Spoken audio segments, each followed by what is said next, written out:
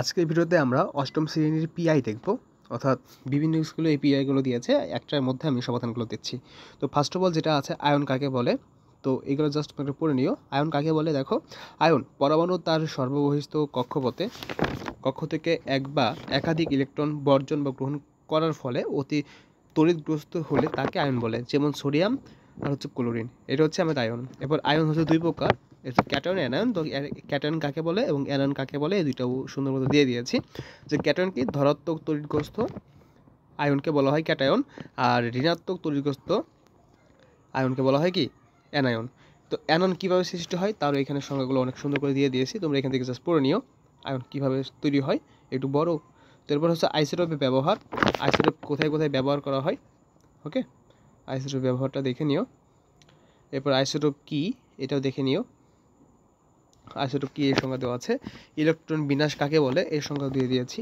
আমি এটা পড়বো না, পড়লে ভিডিওটি অনেক বড় হয়ে যাবে।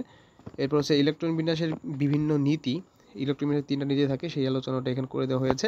আহ্বায়ক নীতি, পলিবর্জন নীতি, তারপর হচ্ছে হুন্ডে নীতি।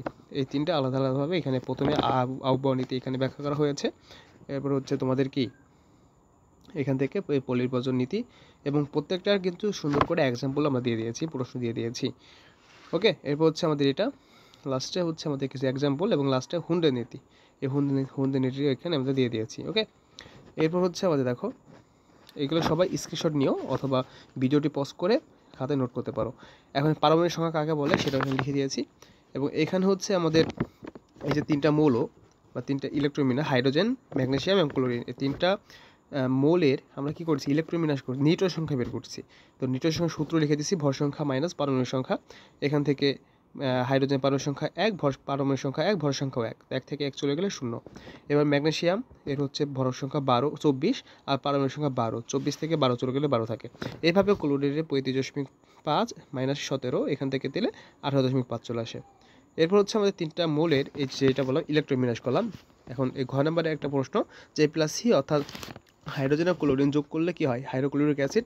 এই যোগের বৈশিষ্ট্যগুলো আমরা এই বৈশিষ্ট্যগুলো এখানে সুন্দর করে আমরা কি করছি, এখানে লিখে দিয়েছি।